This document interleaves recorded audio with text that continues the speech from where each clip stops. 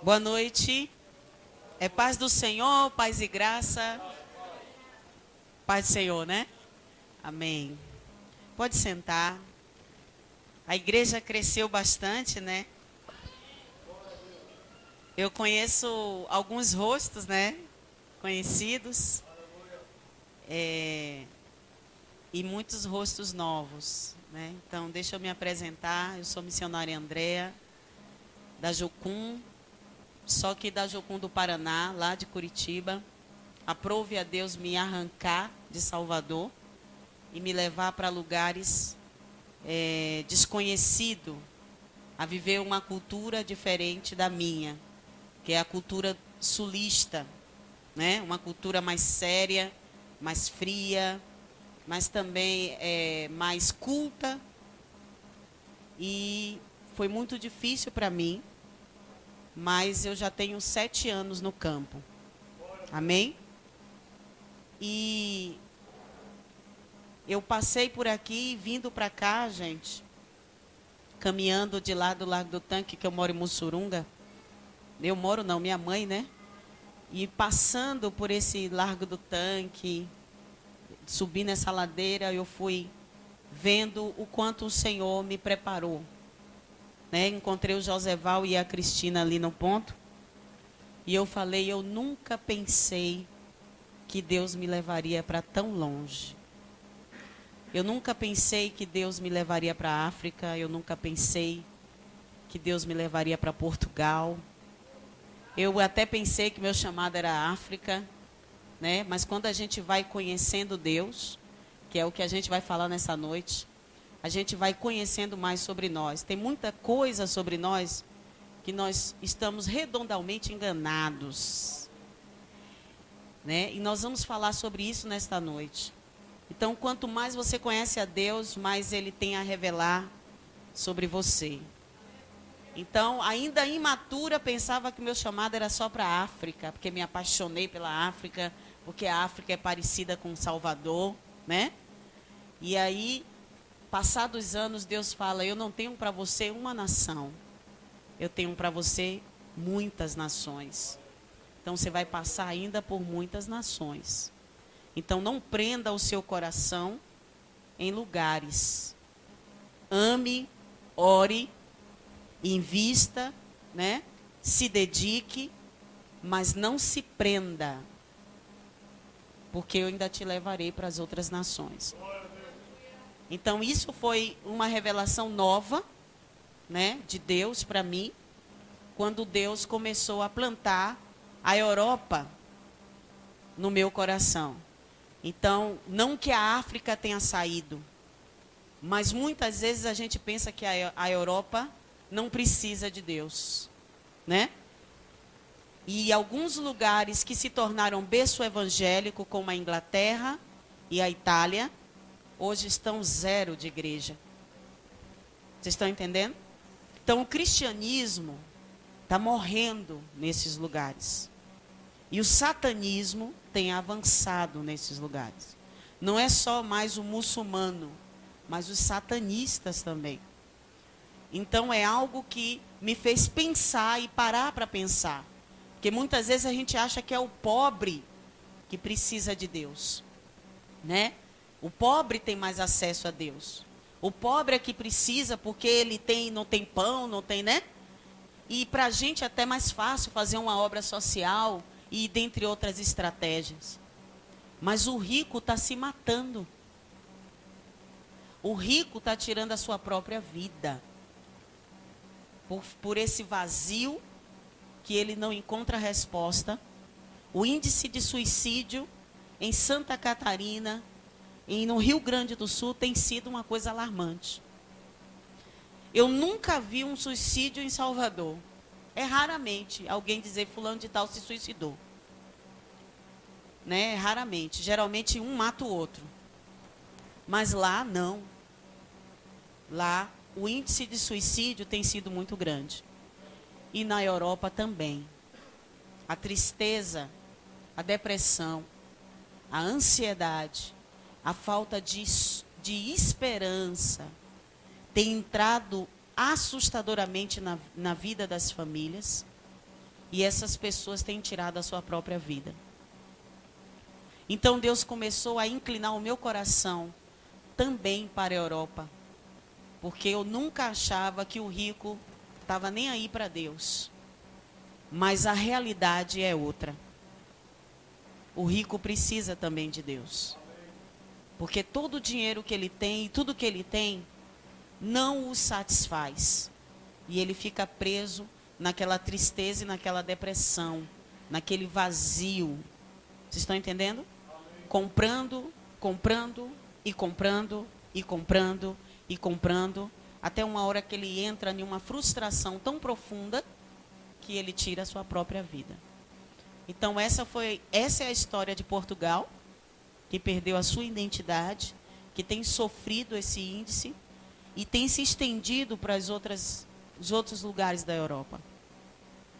E a gente pensa que é só a África que precisa de missionários. A África tem sido o lugar mais, como é que se diz, próspero de missionário. Porque a gente investiu muito na África, mas nós não investimos em outros lugares. Eu falo investimento, gente, na questão de vida, de enviar, entendeu? De enviar missionários para o campo. Amém? A gente também tem uma ideia errada de que quem vai para a Europa é para enriquecer. Quem vai para a Europa e volta está rico, porque lá é o euro, né? E o euro vale mais do que o real. E por causa disso, muitos pastores que foram para lá, missionários, se venderam, corromperam, e foi um sacrifício, e é até hoje um sacrifício, abrir as portas novamente para que a palavra seja semeada. Por quê? Porque se quebrou a confiança. Vocês estão entendendo? Amém. Então é difícil um português acreditar em um cristão brasileiro. Porque acha sempre que está a fim de enriquecer às custas deles.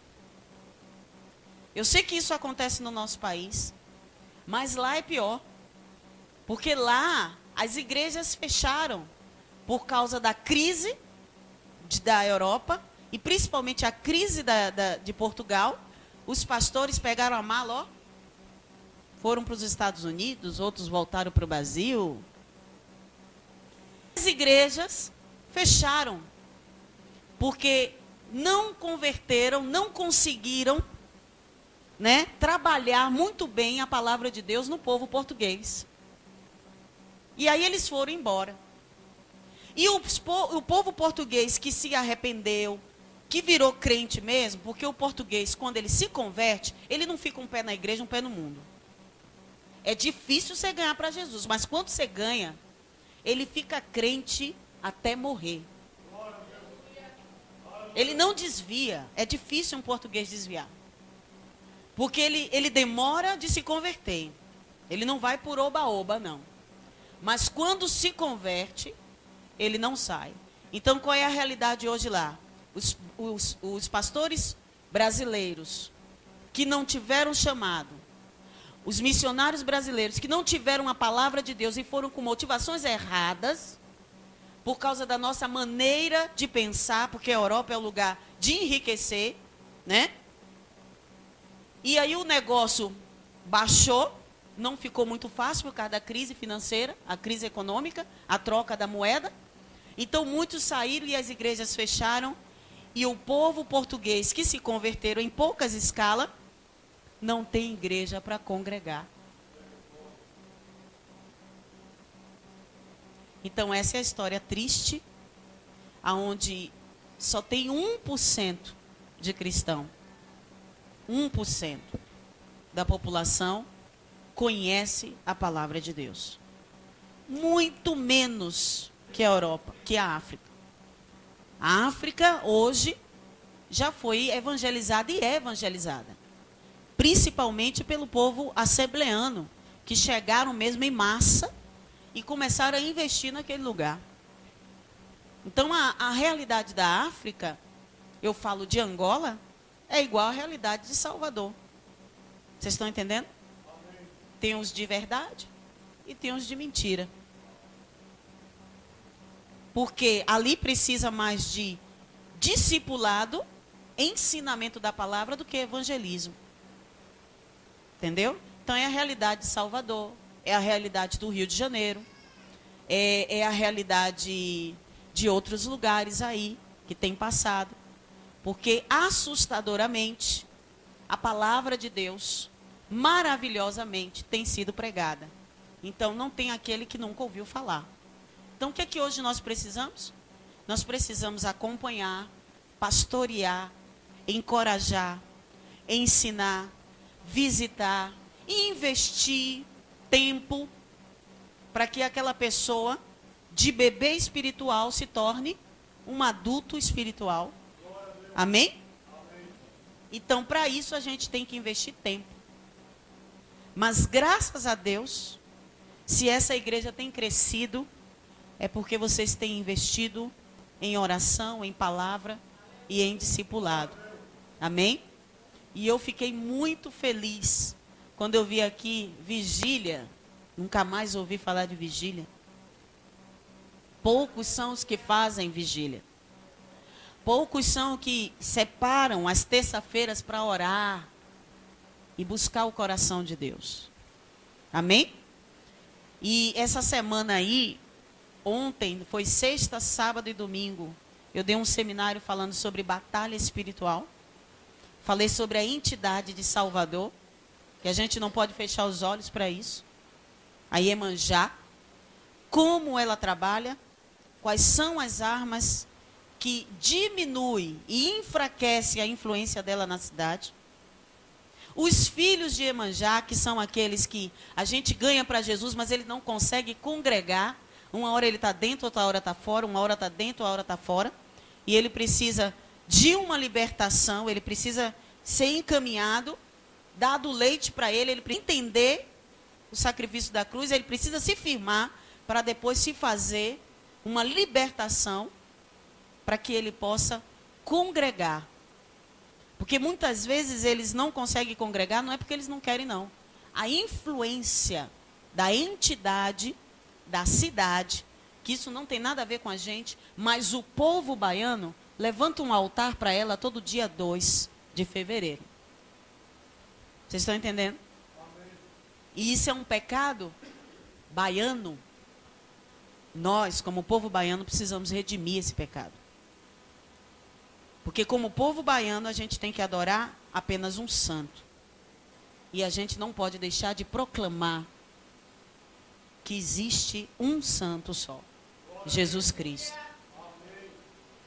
E a gente falou sobre isso porque é necessário, mas para a igreja vencer, e a igreja perseverar vencendo essa influência, rasgando algumas coisas da nossa cultura que é errada, né? Redimindo a nossa cultura para Deus, nós precisamos ter realmente oração e ter o ensinamento da palavra. Eu falei lá, eu não sei se aqui mas eu falei lá, poucas igrejas são aquelas que mantêm a escola bíblica dominical. Escola bíblica dominical foi o que me ajudou a crescer. Amém? Claro que não é só isso. Eu precisei ter uma pessoa mais velha na igreja, que foi a irmã Laura. Ela me deu essa Bíblia. Olha quantos anos. Ela me deu essa Bíblia quando eu fiz 15 anos. Eu desci as águas do batismo com 15 anos. E até hoje eu tenho uma Bíblia do aniversário de 15 anos. Mas essa mulher investiu tempo em mim, me ensinando as coisas espirituais.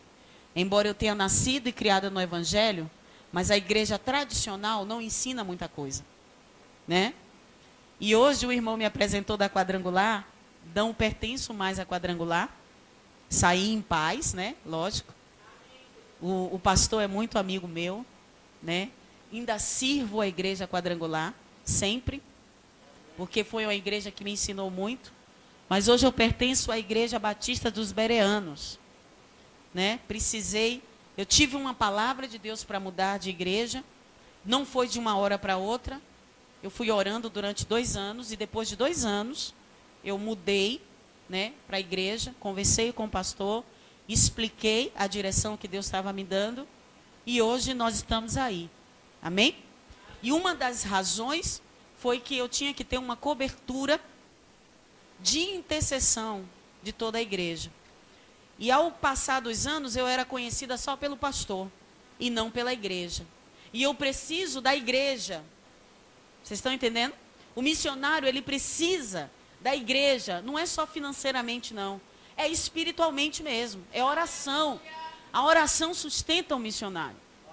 Para quando ele estiver desgastado lá no campo, o missionário ele não deixa de ser humano, ele não deixa de ter as emoções dele, ele não deixa de se cansar, ele não deixa da parte de desanimar.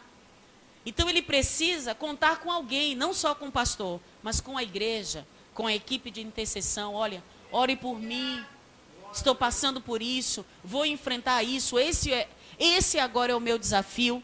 Então tudo isso eu precisava da igreja, então por essa razão eu pedi ao pastor que ele me liberasse para ir para uma igreja que estava me apoiando por inteiro. Amém? E aí ele me abençoou, o pastor Valdemar me abençoou, né? E aí eu fui para outra igreja. Amém, queridos? Então eu tenho 7 anos, né? Vai completar agora 7 anos no campo missionário. Eu trabalho na área de mestre, tá? Então se vocês não verem pregadora, né? A minha identidade não é essa. Eu não sou evangelista, né? Não sou apóstolo, nem sou pastora. Eu sou mestre. E o mestre, ele ensina todo o tempo. A identidade ministerial é essa. Amém? Então eu não posso deixar de ser uma coisa para ser outra, porque aí eu estaria pecando contra a própria identidade que Deus me deu. Amém? Então hoje eu sei quem eu sou em Deus. Amém? Glória a Deus. E hoje nós vamos aprender mais um pouco da palavra. E dentro disso eu vou falando das experiências que eu tive nessa área. Amém? Que nós vamos falar nesta noite. Eu queria que você ficasse de pé e abrisse a sua Bíblia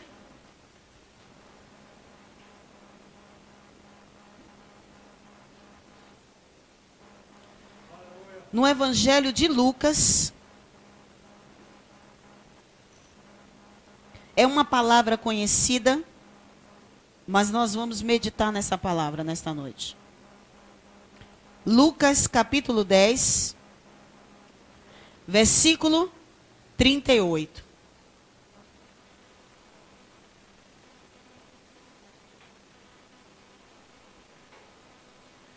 Uma palavra conhecida que nós vamos falar, mas que Deus me trouxe nesta manhã, lá na igreja, né? Eu estive na igreja dos Bereanos de manhã. E aí falou assim, ó. A partir do versículo 39. E esta tinha uma irmã chamada Maria. Esta era Marta. Marta tinha uma irmã chamada Maria. E esta irmã, a qual, assentando-se também aos pés de Jesus, ouvia a sua palavra. Diga, ela ouvia a sua palavra. Marta, porém, andava distraída. Olha como Marta estava. Distraída em muitos serviços. E aproximando-se do Senhor, ela disse assim: manda, não se te dá que da minha irmã te deixe servir só?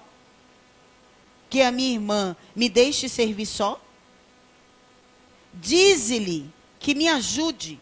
E respondendo Jesus, disse-lhe: Marta, Marta, estás ansiosa e afadigada com muitas coisas, mas uma só é necessária.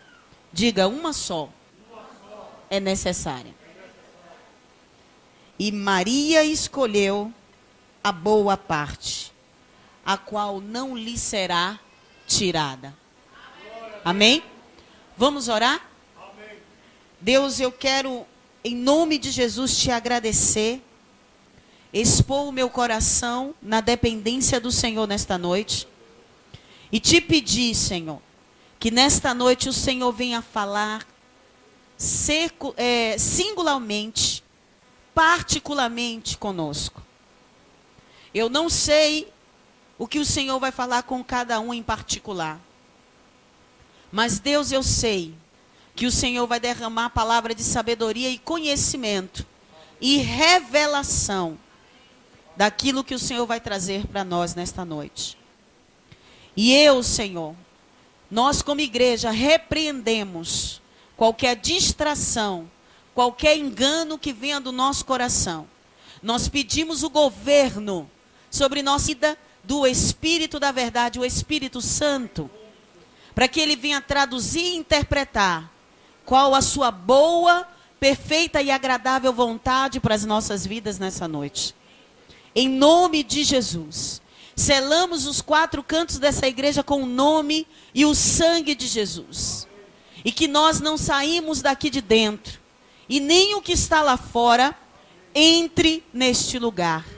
Em nome de Jesus. E assim, Senhor, faça o que lhe apraz, através de mim e em mim, Senhor. Mas toda a honra, toda a glória, todo louvor, todo domínio, seja teu para sempre, Jesus. Amém. Pode sentar. Eu meditei nesse texto e eu queria que você meditasse comigo. Quando Jesus olha para Marta, e eu queria que você também atentasse para como estava o coração de Marta. E o que Maria escolheu. Jesus olha e fala assim, ela escolheu uma boa parte, e isso não lhe será tirado. Tem muita coisa que por causa da escolha de Maria, ela tinha recebido, e ela estava recebendo. Eu gostei muito do que o irmão falou, que a igreja tem investido na questão da comunhão e do relacionamento com Deus. Amém? Eu queria falar para você que existe uma área na nossa vida chamada área desconhecida. Existe 4. A primeira é a área aberta. Aquela que todo mundo sabe de você. Você sabe de você e a pessoa sabe de você. Fulano de tal é extrovertido. Você sabe que você é extrovertido, não é isso? E quem anda com você sabe que você é extrovertido. Vocês estão entendendo? Fulano de tal tem um dom de cantar. Ele sabe que ele tem, e todo mundo que anda com ele sabe que ele tem esse talento. O nome disso se chama área aberta nas nossas vidas. Tem uma área que se chama cega. A área cega é aquela que você não conhece de você. Só quem enxerga é a outra pessoa. Eu vou dar um exemplo. Um exemplo muito físico, um exemplo físico. Quando nós estamos de mau hálito, sabe? A pessoa que está, ela sabe que ela está? Não. Mas a outra pessoa sabe. Então o mau hálito é um orgulho de uma área cega. O orgulho, quando você está de orgulhoso, ou Deus revela que você está, como está o seu coração, ou alguém percebe que você está orgulhoso. Mas você nunca percebe que está orgulhoso. Nunca. Porque o orgulho é igual ao mau hálito. Vocês estão entendendo? É uma área cega em nossa vida. E essa área cega, a gente só resolve quando a gente tem humildade de ouvir uma outra pessoa que nos ama, não é qualquer um, mas uma pessoa que nos ama, uma pessoa que quer o nosso bem, e nos aconselha, e nós temos que ter humildade para aceitar essa crítica e começar a ver se ela tem cabimento ou não. A área cega, ela só vai para a luz quando a pessoa tem humildade. Tem uma área que nós chamamos área escondida, que é aquela que só a pessoa sabe. As coisas da família, que a gente não quer que saiba, não é isso? Coisas, defeitos do cônjuge. Você sabe, mas as outras pessoas que vivem ao redor de você talvez não saibam, porque você esconde. E para a gente ter uma maneira saudável e madura espiritualmente, a gente tem que colocar também a área escondida para a luz. Não é isso que João fala? Quem está na luz, como Deus na luz está, tem comunhão uns com os outros. Anda na luz. Não tem nada que esconder. Se tiver que consertar, conserta. Se tiver que pedir perdão, pede. Amém? Se tiver consciência do que está fazendo, continua fazendo o que tem consciência em Deus. Consciência limpa em Deus. Então, a área escondida é outra área do ser humano. Mas temos uma que se chama área desconhecida. E essa área desconhecida, nem você sabe de você, e nem a pessoa que mais te ama, que mais te conhece, que nasceu com você, que caminha com você, não conhece sobre você. O único que conhece é Deus. E essa área que nós vamos falar nessa noite, essa área precisa de revelação. E para se ter revelação, nós precisamos ter duas coisas. Uma coisa, comunhão com aquele que nos criou. Amém? E para termos comunhão, precisamos de duas coisas. Tempo de oração e meditação na palavra. Eu não estou dizendo de ler texto bíblico. Tem gente que confunde meditação com palavra com ler texto bíblico. Não é ler um texto bíblico, vou ler o meu Salmo 91, né? E recitar em voz alta. Não. Meditar é você ler um texto e dizer o que Deus quer falar comigo hoje, nos dias de hoje, para mim, através do exemplo de Jacó, do exemplo de fulano de tal, ou através desse versículo. O que Deus quer trazer para mim? Qual o princípio, qual um conjunto de valor moral que Ele quer trazer para mim através desse versículo? Isso é meditar na palavra. Amém, gente? Amém?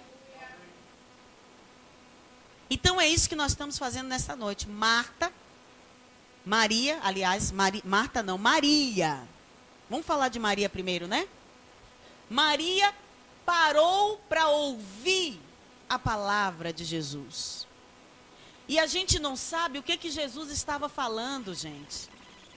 Porque Jesus poderia estar revelando muita coisa para a identidade de Maria. Vocês estão entendendo?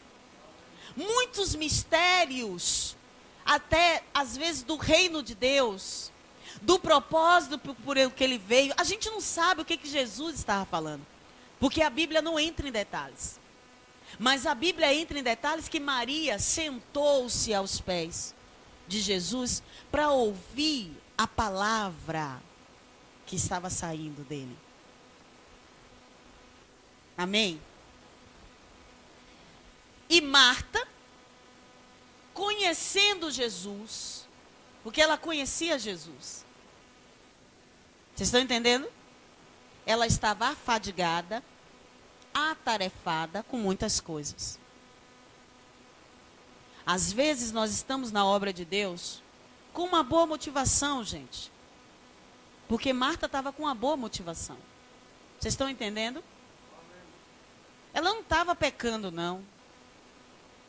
Mas ela estava afadigada. Ela estava distraída. Ela estava com o coração e com a mente, com o seu espírito, cheia de ocupações. Ela estava valorizando e supervalorizando o fútil.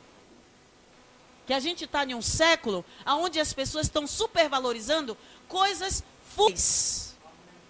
Vocês estão entendendo? e perdendo a essência da coisa.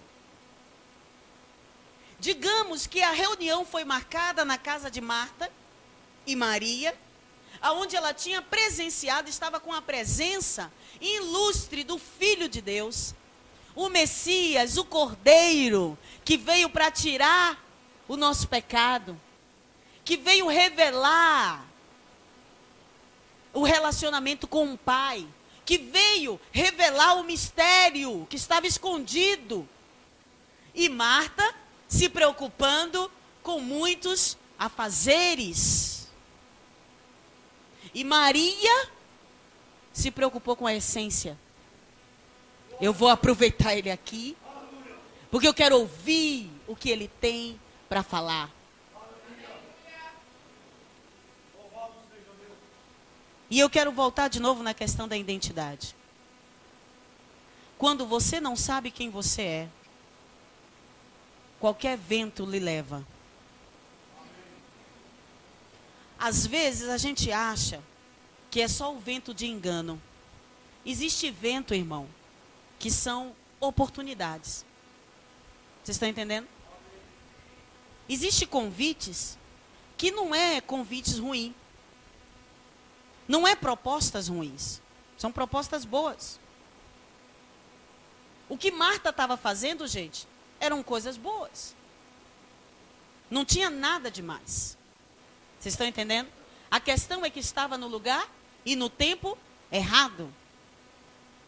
Quando você não sabe quem você é em Deus, você perde o propósito pelo qual você foi criado. Você não descobre.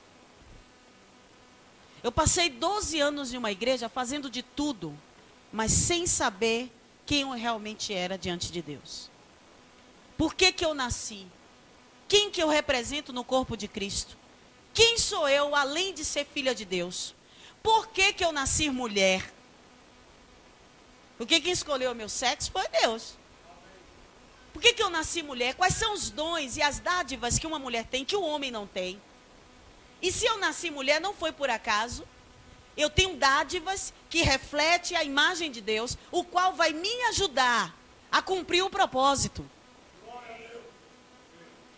Então eu tenho uma identidade com dois fatores que tem que ser somado: ser filha de Deus como mulher na terra. E assim eu vou cumprir o meu propósito. Mas quando a gente não sabe quem a gente é, as coisas, os afazeres, a gente vai querer fazer tudo, como Marta. Às vezes na motivação de agradar a Jesus. Mas Jesus olha para aquela mulher e diz assim: Marta, Marta, é necessário uma coisa só.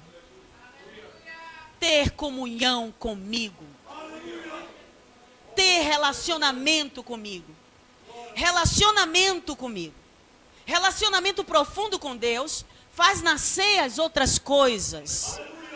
E aí a obra que a gente faz não é vã. Não é vã, não é por causa das pessoas, não. A obra não é vã no Senhor.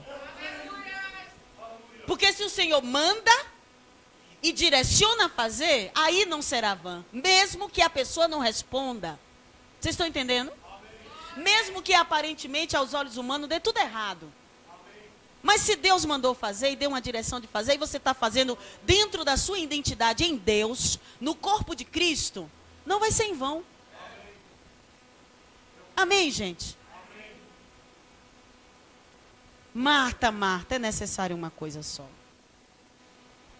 Estamos vivendo em uma época, gente, aonde a gente supervaloriza coisas e coisas. A gente esquece as pessoas. Deixa eu dar um exemplo. Como é o nome da irmã? Maria de Lourdes. Eu não valorizo a Maria de Lourdes, mas o que ela faz, eu valorizo.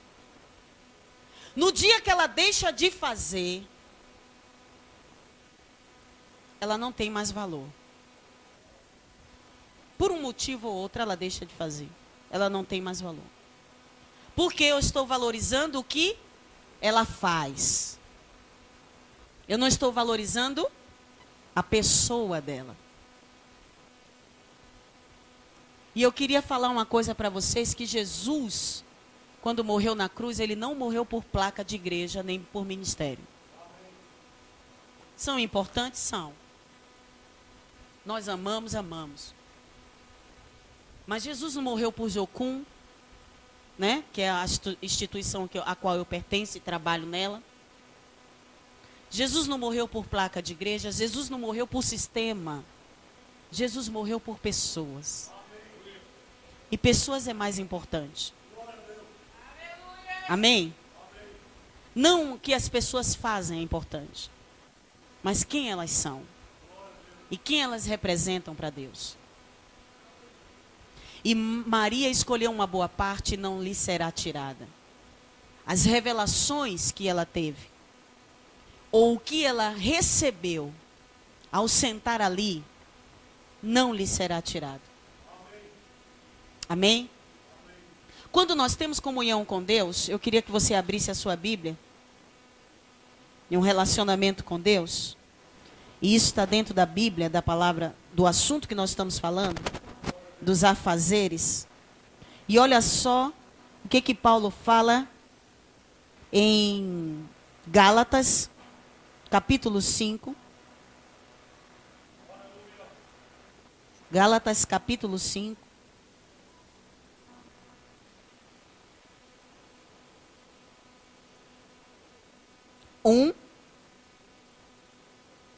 E 6. Olha só. Paulo falando aos Gálatas. Estais, pois, firmes na liberdade com quem Cristo vos libertou? Não é uma pergunta, desculpe. Estais, pois, firmes na liberdade com que Cristo vos libertou, e não torneis a colocar-vos debaixo do jugo da servidão. Versículo 6. Porque em Jesus Cristo, nem a circuncisão, nem a incircuncisão tem algum valor, tem valor algum, mas sim a fé que opera pelo amor. Então, aqui a gente está fazendo que aquilo que a gente faz tem que ser aquilo que a gente é. Para que aquilo que a gente faça não se torne pesado e traga desgaste espiritual. Tem filhos de Deus, tem servos de Deus se desgastando com algo que Deus não vai nem cobrar dele. Homens cobram, mas Deus não vai cobrar, porque Deus vai cobrar de nós aquilo que Ele mesmo colocou em nós, e tudo que Ele colocou coopera para o propósito, para a gente realizar o propósito. Então a gente não vai ter peso, porque a unção despedaça o jugo. Entende? Então, se você fizer aquilo que você é, você terá prazer. Prazer espiritual, gente. Satisfação, uma coisa de dentro para fora. Alegria de dentro para fora. Você pode se cansar? Pode. Eu estou falando da questão de tristeza, da questão de peso, da questão de obrigação. Tudo que você faz para Deus, obrigação, todos podem aceitar, mas Deus não aceita. Deus aceita um culto racional. Eu tenho consciência do que eu estou fazendo, porque eu sei quem eu sou, e por eu ser assim, eu faço isso para Deus. Eu gostei muito do que o irmão falou. Deus realmente vê motivação. Mas não só isso. Deus vê e Deus manda fazer aquilo que para nós não vai ser pesado. Porque Ele mesmo capacita para fazer. Amém? Tudo que o nosso Deus mandar você fazer, Ele te dá uma unção específica para que você faça. Ele coopera, você coopera com Ele e Ele realiza através de você. Então não existe um fadigar. Vocês estão entendendo? Não existe um pesar. E era isso que Ele queria falar para Marta. Marta, você está afadigada. Porque, ou seja, aquilo que eu coloquei em você para você cumprir, É uma coisa só, uma coisa só. E você está fazendo várias. Para quê? Para agradar a quem? Vocês estão entendendo? Eu vou lhe falar uma experiência que eu tive no campo. Depois de 2 anos, para cá, eu trabalho em uma escola de aconselhamento. Como obreira, eu acompanho aquelas pessoas que vêm doentes, emocionalmente, espiritualmente, para ser curadas. E eu acompanho alguns dos alunos. O meu trabalho é esse, pastorear, não sou pastora, mas discipular, ensinar, ouvi-las, orar por elas. Durante o tempo da escola, durante o tempo que ela está recebendo luz. E fui desafiada a levar uma equipe, porque depois que eles são curados, restaurados, eles vão para o prático, para ensinar aquilo que ele viveu 3 meses.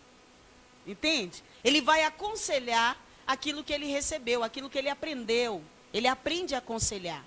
Então ele vai para a igreja. Então eu fui guiando, fui liderando uma equipe sozinha, não queria ir, mas tive que ir. Recebi uma palavra de Deus para ir, né? Então eu fui liderando 4 pessoas. E fui para Santa Catarina, Balneário Camboriú.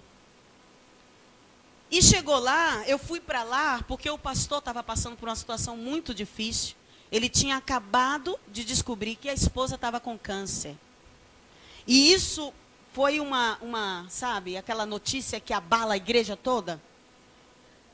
Então aí Deus me direcionou a levar a equipe para lá, para ajudar o pastor nesse tempo que ele ia acompanhar a esposa, né? Então, só que durante esse tempo eu sustentei a igreja emocionalmente. Não na parte burocrática, né, que tem a parte burocrática da igreja e tudo e tal, mas a parte de ouvir os membros. A parte de estar orando, né, de estar ouvindo pecados, de estar vendo casais brigando um com o outro, essa coisa. Além de tomar conta da equipe, eu comecei a tomar conta da igreja, emocionalmente. Aí passou-se 1 mês, 2 meses. Quando chegou nos 2 meses, meu irmão, eu estava desgastada. Ainda mais mulher, né? Mulher é uma esponja. Porque mulher é emocional. O homem é mais racional, mas a mulher é emocional. Eu sei que tem mulher racional. Mas mesmo que ela seja racional, que eu sou também, eu tenho uma parte emoção, coração. Então eu fiquei afadigada. Você sabe o que me deu vontade de fazer? De largar tudo e vir-me embora para Salvador, largar tudo. Eu não sei se isso já aconteceu com você. Não é largar Jesus, não. Largar tudo, o trabalho, sabe? E aí, como eu não podia sair dali, né? Tinha um compromisso, uma aliança, podia. Isso é um sentimento. E eu fui falar dos meus sentimentos para Deus. Deus, eu estou arrasada, eu não estou mais suportando nem olhar a cara da equipe. Eu estou enjoada de todos. Eu estou desgastada. Eu estou estafada. E eu estou começando a ter crise no meu chamado. Eu estou em crise, Deus. Eu estou em crise no meu chamado. Eu não sei se é isso mesmo que eu quero. Isso é uma crise, né? Não com Deus, que eu não vou largar o meu Jesus, eu já conheço. Eu vou largar meu Jesus por nada, né? Eu já passei dessa fase. Né? Já entrei no Santo dos Santos. Quando a gente entra no Santo dos Santos, gente, a gente não troca nosso Jesus por um prato de lentilha. Mas a questão é que eu estava em crise com o meu chamado. Está entendendo? E aí eu comecei a conversar com Deus e disse, eu estou querendo jogar tudo para cima, Deus. E aí Deus começou a conversar comigo, falar comigo. Eu comecei a meditar. E Deus começou a apontar um passarinho pousa, que eu estava na rua, na calçada da rua, meu irmão. Olha o desespero que eu estava. Eu estava demais. Parece que vinha de um velório. Para sentar na calçada da rua. E aí eu olho um passarinho. E aí o passarinho cantando. Eu digo, eita, que coisa boa, né? Passarinho cantando. E aí Deus começou a falar comigo através do passarinho. Você está vendo esse passarinho? Você está vendo ele em crise? Você está vendo ele em crise? Ele não está em crise, ele nunca entra em crise, nem em depressão, nem em tristeza, a não ser que o homem faça alguma coisa. Aí eu tive a ousadia de perguntar, por que, Deus? Ele diz, porque ele segue o curso da sua natureza, daquilo que foi programado para ele fazer.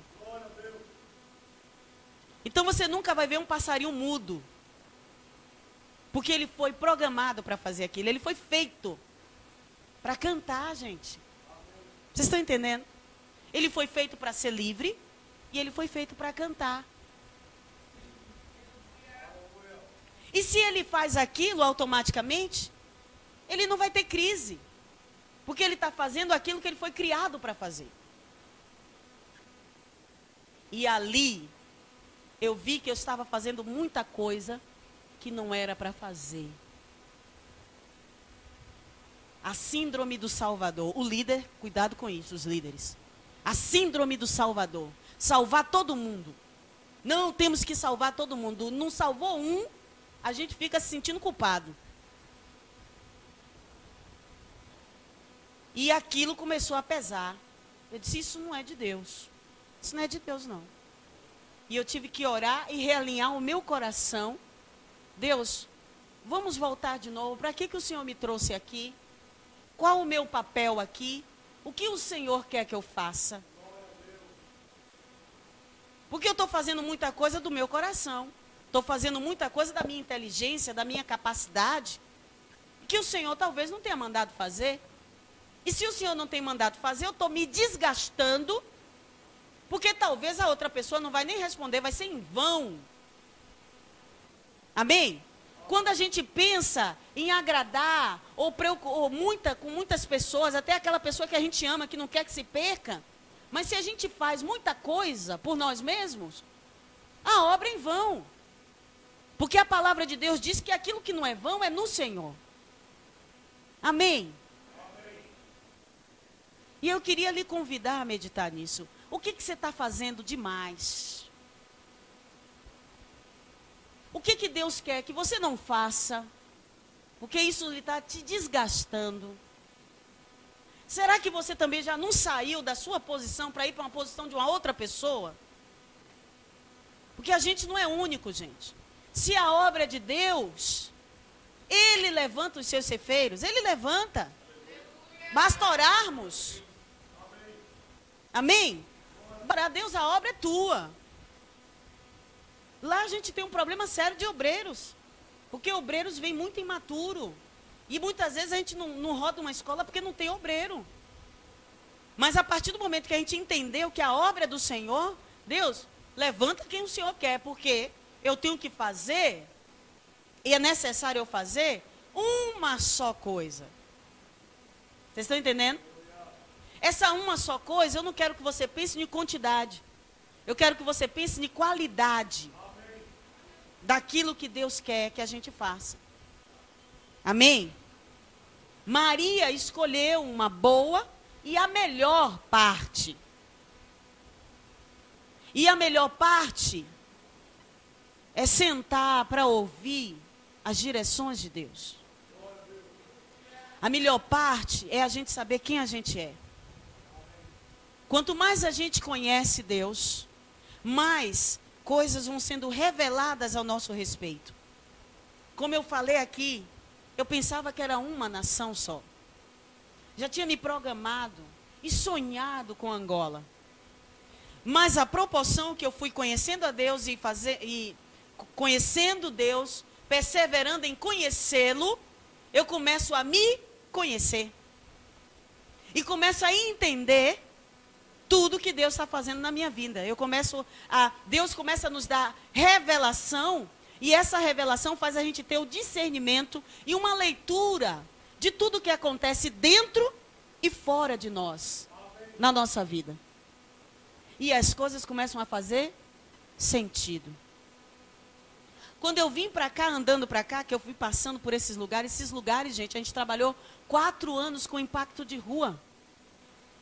Né? As meninas estão aí que não deixam mentir, né, Cris? Joseval.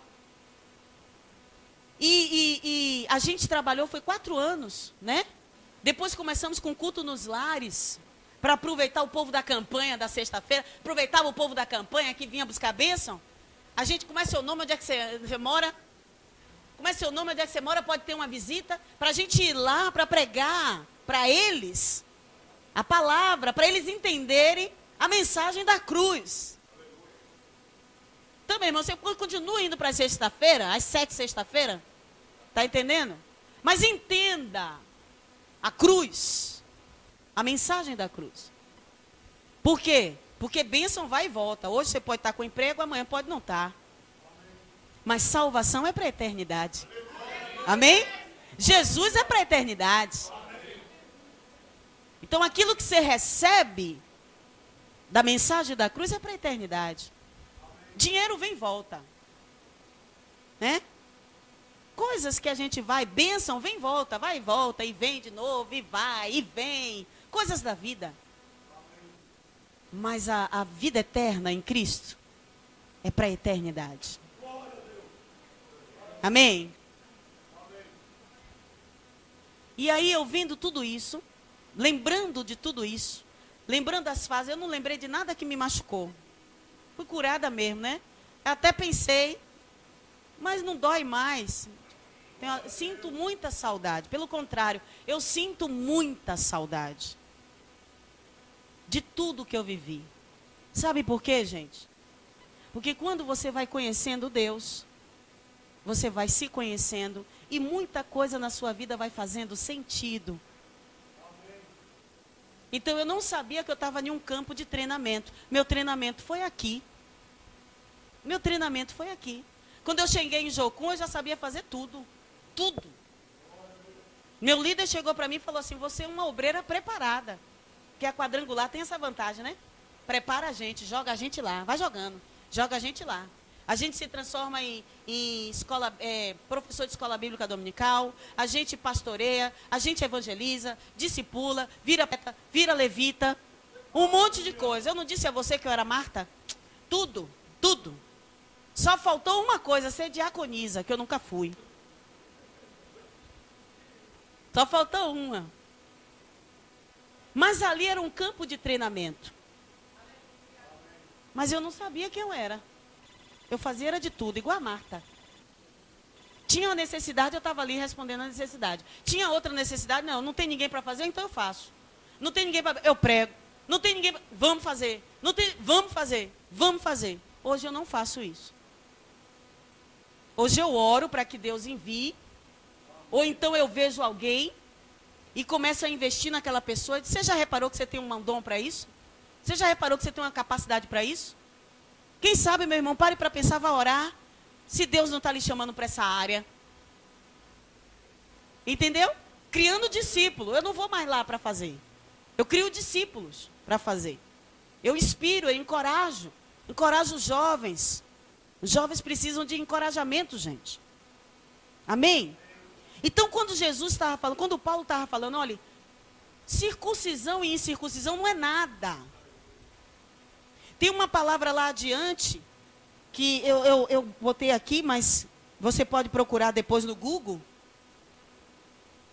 que a circuncisão e a incircuncisão, que era uma prática mesmo, uma prática, entendeu? Uma prática cristã. Mas aí Paulo vem derrubando os tabus e fala assim, olha, não é nada se você não tiver, o que ele fala? A circuncisão e uma circuncisão não é nada se não houver santidade. Não, não é isso não. Se não houver santidade. Me ajude aí, gente. A circuncisão é Gálatas, né?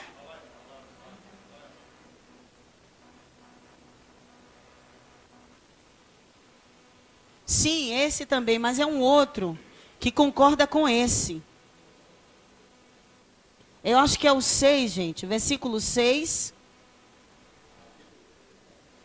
Capítulo 6. Versículo 15, obrigado, Senhor. Porque em Jesus Cristo nem a circuncisão e nem a incircuncisão tem virtude alguma, mas sim em ser uma nova criatura. Está entendendo? E aí ele vai mais adiante para detalhes. Aí é a mesma coisa, está em concordância com a mesma palavra lá que a gente leu, em 5, no versículo lá, o outro da circuncisão, né? O outro da circuncisão, isso. E esse aí que fala, mas a fé que opera pelo amor. Gente, você não ama alguém se você não anda junto com ela. Para de dizer que ama fulano, ama ciclano, você nem conhece. Você não pode amar uma pessoa que você não conhece. E aí está dizendo, porque o amor é desenvolvido nisso, gente. Vocês estão entendendo? E aí você vê lá ele falando que é a mesma coisa. Não tem virtude alguma. A fé que opera pelo amor. Então Maria estava no caminho certo. Primeiro parou para ouvir a palavra de Jesus, para depois fazer algo, talvez, mas direcionado em Jesus, não afadigado, não com peso. Amém? E eu tenho uma pergunta para lançar para você. Quem você é em Deus? Se você descobre quem você descobre o seu propósito. E se você souber essas duas coisas, você nunca mais se perde. Amém? Nunca mais se perde. Nem com propostas boas ou más. Nem tem muitas propostas boas, né? Que nos leva muitas vezes para um lugar que Deus não tem nada a ver com Deus para nós. E a gente se mete em uma caçapa de sinuca. E até mesmo com boas motivações. Querendo servir a Deus em sinceridade. Como Marta. Mas Marta estava perdida. Então o que você tem feito? Que tem sido em vão, igual a circuncisão e a incircuncisão. Que não tem gerado virtude nenhuma. E tem realmente trazido peso para a sua vida. Desgaste.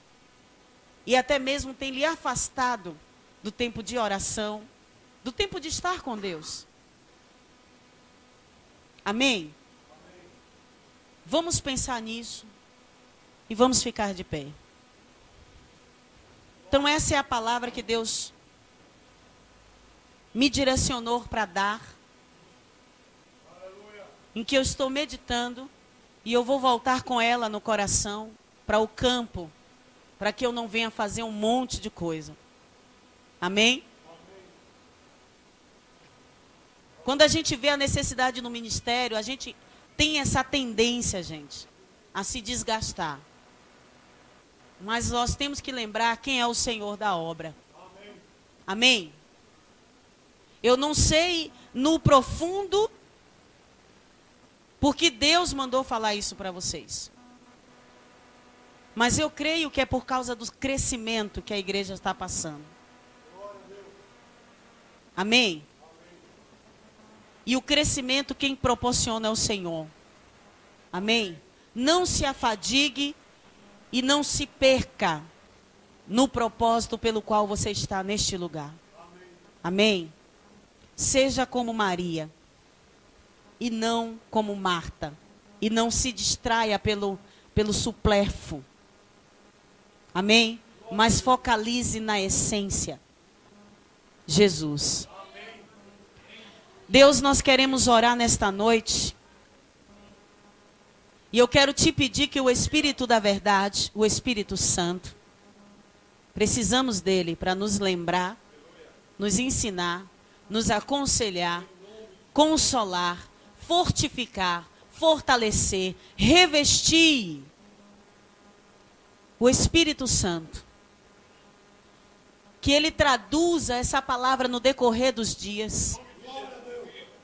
Porque existem várias áreas na nossa vida, não é ministerial, tem familiar, tem a área financeira, tem a área relacional, tem a área profissional.